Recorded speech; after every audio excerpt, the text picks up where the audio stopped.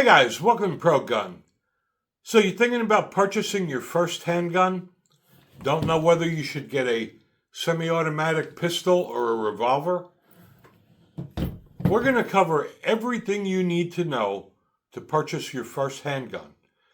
Now, I can't stress enough, before you even purchase your first handgun, you should take a firearm training safety class. Before bringing a gun into your home, you should know how to operate it safely so you can keep yourself and your family safe. Now, when you walk into a gun store, it's going to be very overwhelming. You're going to have a lot of choices to make. A lot of the guns are going to look the same. They may ask you questions so that they know what to show you, and you're going to need to know how to answer them. And we're going to give you that information here so you can answer those questions. And stick with me to the end here because there's a lot of important information, but at the end of the video, you'll be able to know whether a semi-automatic pistol or a revolver is right for you. Let's get into it. Like I said, selecting a handgun can really be overwhelming for a new gun owner. There's a lot of choices, a lot of them look the same, and there's a lot of terminology you're going to need to know because it does matter when making that decision. Now, before we get started, every firearm here is unloaded. So first, we'll go through the difference between how a semi-automatic pistol and a revolver work. The difference is that on a semi-automatic pistol, you take a magazine, and all your rounds are in the magazine. You insert the magazine, you rack the slide, and once you do that, you have a live round in the chamber. Now, every time you pull the trigger and the round fires, the slide will reciprocate, and it'll strip off a new round into the chamber, and it'll repeat that process until your ammo is exhausted. On a revolver, which is called a wheel gun, you load your cartridges into all of the chambers, and every time you pull the trigger and it fires, you're manually rotating each chamber every time, and it'll fire until all of your rounds are spent. One thing you need to know is you're going to be asked whether you prefer a hammer or a striker-fired gun. And basically what that is this is the hammer, and on a revolver, the hammer is right here. And basically the way it works is when you pull the trigger, the hammer hits the firing pin. The firing pin strikes the primer on the cartridge, causing it to fire. And on a revolver, works the same way. The hammer hits the firing pin, which is in here, and the firing pin will strike the primer on the cartridge, causing it to fire. Now you also have striker-fired pistol. The striker fire has a striker that looks kind of like a ballpoint pen insert, and it's internal here. When you rack the slide, the striker comes back, and when you pull the trigger, the striker goes forward, hits the primer, causes the round to go off. There are no striker-fired revolvers. All the revolvers are hammer-fired. Now, a hammer-fired pistol can either be internal or external. And the main benefit of a hammer-fired gun is when there's a round loaded in the chamber, the hammer is back like this. And you know that there's a round loaded. As opposed to a striker fire pistol, you don't know whether there's one loaded or not because you can't see where the striker is because it is internal. And that is where the rule of gun safety comes in. Keep your finger off the trigger and assume every firearm is loaded.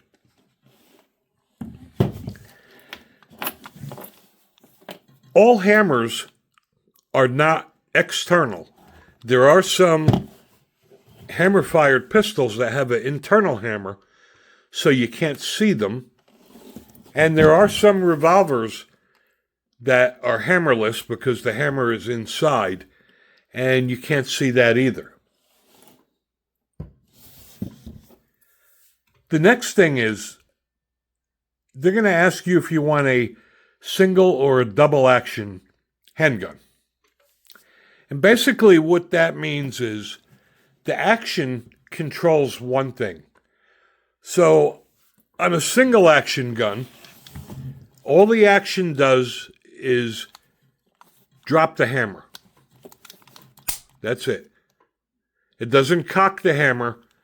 It's the only thing it does is it drops the hammer. On a revolver, if it was single action, you would have to manually cock the hammer, and when you press the trigger, it drops the hammer. The double action does both. On double action, when you pull the trigger, it cocks and decocks the trigger. There are some semi-automatic pistols that are double action, but most of them are single action. And the difference is that on a single action pistol, when you rack the slide and you have one in the chamber, that cocks the hammer or the striker. But then every time you pull the trigger and a round is fired and the slide reciprocates, it will cock either the hammer or the striker. And that's basically the two differences on that. One thing to note, double action does have a much longer trigger pull because it has to do two functions. It's got to cock the hammer, and in the revolver's case, it's got to rotate the cylinder, and then it decocks it. So you have a much longer trigger pull. In single action, it's a very short trigger pull. Next, you're going to hear the word caliber a lot. And basically what caliber is it is the diameter of the bullet. And for a semi-automatic, you have a 22 long rifle, there's a 380, there's a 9mm, you have a 10mm or 40 caliber, and you have a 45 ACP. For a revolver, the most common cartridges for a revolver are 38 Special and 357 Magnum. So in a semi-automatic, you have more calibers to choose from. However, 9mm is the standard. It's a NATO round. It's used by almost every law enforcement agent in the world. The ammo is fairly cheap. It's readily available, and it does not produce much recoil. So if I were going to carry a gun for personal defense and I was carrying a semi-automatic pistol, I would go with the 9mm. There's very little recoil. It's easy to control. Does a great job for penetration. If I were going to use a revolver for personal defense, I would either get a 38 Special or a 357 Magnum. Now, in my opinion, I would just go with a 357 Magnum. Even if you don't plan on shooting 357 Magnum out of it, you can shoot 38 Special out of a 357 Magnum. So it's like getting two guns in one. And also, the 357 Magnum is a little bit heavier and it's built better. You're going to need to set a budget. And if you're going to go with a semi-automatic pistol, I would set a budget between $350 and $500. And if you're going to go with a revolver, I would set a budget between $500 and $700. Now, everybody likes to get a good deal, and I'm no different. However, when it comes to personal defense, going cheap is not something I would think about. Matter of fact, there are a few brands I would not recommend for a new gun owner. I would not recommend a Taurus or a High Point for a new gun owner. I would stick with a brand name such as Ruger, Springfield, Smith & Wesson, Colt, Walther, etc. You want the warranty. You want a reputable firearm that you know is going to work, like a Glock. They eat anything. You don't want to find out that your budget gun isn't really that great of a gun when it comes to defending your life. Now let's talk about frame sizes. And this really applies only to semi-automatic pistols. We'll start off with the full size. And a full-size frame typically has a barrel longer than 4 inches, could be 5. And they're great for the range, they're great for defense. However, for carrying, you may find that a full-size pistol is just too big and bulky. Now we'll go with the compact. The compact pistol typically has a barrel length of 4 inches. And it conceals very well. It's great for home defense. And if I had to pick a size, I would probably go with the compact. Now you also have a subcompact, and the subcompact is even smaller. And the barrel of the subcompact is shorter than the compact. They're typically 3.5 inches long. They're not as accurate long range, of course, and it's harder to shoot them because it's got a short sight radius, and you will get a little bit more recoil because it's got a smaller frame, but they conceal very, very well. If you're worried about carrying for personal defense and you really want to conceal it, a subcompact may be the way to go. And then you have a micro compact. And the micro compact kind of gives you the best of both worlds. It gives you a gun that has all the features of a duty weapon, but it's very, very thin.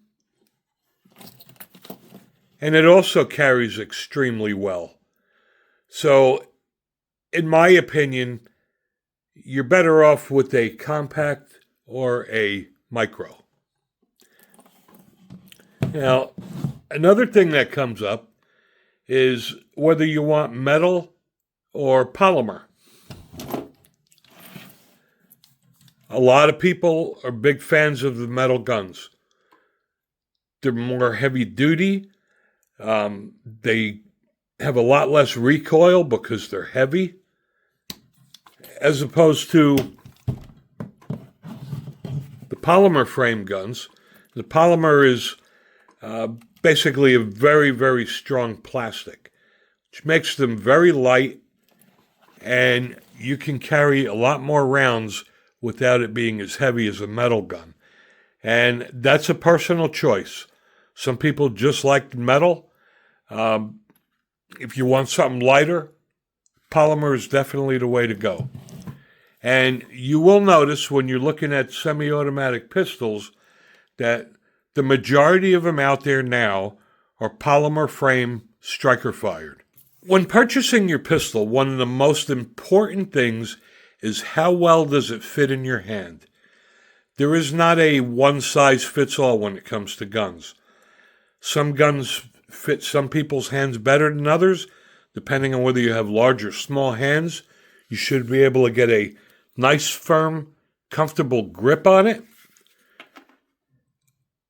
I would strongly recommend that you go to a local gun store, rent a gun, and shoot it before buying it. Because there's nothing worse than buying a gun. And I've done it myself. I fell in love with a gun at the gun store and brought it to the range and shot it, and I couldn't stand it. To save yourself that trouble, if you can, rent a firearm, try it, shoot it, see how you like it. If you have a friend of yours that can let you shoot his, do that. Another thing I want to stress, do not go out and buy a gun just because your friend said you should get this. And the same goes with caliber. He may be more experienced and have a caliber like a .45 ACP and tell you to go out and get that. The best gun for you is the gun that you shoot best. So, again, go to the gun range, rent a few guns, and try them out. Now, we'll go through the pros and cons of both of them. We'll start with the semi-automatic pistol. And basically, the pros are that they're cheaper because they cost less to manufacture. They have much higher capacity. You can get a semi-automatic pistol that holds anywhere from 12 to 20 rounds. They're extremely reliable, even though a semi-automatic can jam from time to time. But for the most part, they're very reliable. And if you get a polymer frame, it's very light to carry. If you go with the revolver, the main point of the revolver is that it's simplicity. It's very easy to use. You drop your cartridges into the cylinders and you pull the trigger. That's it. They're extremely reliable. In my lifetime, I have never seen a revolver jam. For some people, the downside is capacity. Typically on a revolver, you're going to get 5 to 7 rounds. Some people have a feeling that's not enough, but according to the FBI crime data, most gunfights are 3 shots fired at 3 yards in 3 seconds. So, personally, I think 6 rounds in a revolver is more than adequate. And if I were getting a revolver, I would go with the 6 or 7 rounds and bypass the 5 rounds. Revolver also really doesn't have any controls other than you open the cylinder to load it and you pull the trigger. Semi-automatics can be a little complicated because you have to rack the slide, and depending on the gun manufacturer, the controls are in different locations. Some of them have more controls that do more things. Some have a safety. Some don't have a safety. Personally, I'm not a big fan of a safety. That's just one thing that in a gunfight you're going to forget to take the safety off. Again, if you follow the rules of firearm safety and you treat every gun as if it's loaded and you keep your finger off the trigger, that is the safety. Typically, revolvers don't have a manual safety because you have to really pull the trigger in double action, and you have to intentionally pull the hammer back in order for it to fire, as opposed to carrying one within a chamber in a semi-automatic. Now, some people are not comfortable carrying with the round in the chamber all the time, and if that's the case, a revolver is perfect, because even though you have a round in every chamber, unless you're manually pulling that hammer back and pulling that trigger, the odds of having a negligent discharge with a revolver is very, very minuscule. Now, some other things to think about: purchasing used versus new. I would not recommend anyone buying a used firearm for their first gun. Until you're very familiar with firearms, if you were to go to a gun store and you look at used firearms, you probably won't even know what you're looking at. And I highly doubt they're going to let you strip the gun down far enough where you could tell if the striker is damaged. And you're going to want the warranty. So I would definitely not go the used route for a brand new gun. Purchasing online versus the gun store. You can get a lot of great deals online. However, what I normally do is I'll go to the gun store, pick it up, feel it, see how it fits in my hand. Then I'll order it online and have it sent to the local gun store. But I wouldn't just go out and buy a pistol online and have it sent to your gun store, and then you get it home and find out that you don't like the way it feels, etc. You have other options such as sights. You have night sights, fiber optic sights, and just your standard 3-dot sights. And I like having night sights on every gun I carry. You just never know when you're going to be in the dark or not. And another thing to consider, especially if you're getting a semi-automatic, is whether it is optic ready or not. You may have no intention of using an optic, but maybe 6 months or a year down the road, you want to upgrade it. It should have the capability of being optic ready, such as this. This is my Glock 19. This is not an optic ready firearm, so I could never put an optic on it. So if that is something that you may want to do one day, you may want to just make sure that the gun that you purchase is optic ready. I know I threw a lot of information out at you, but it's all important information.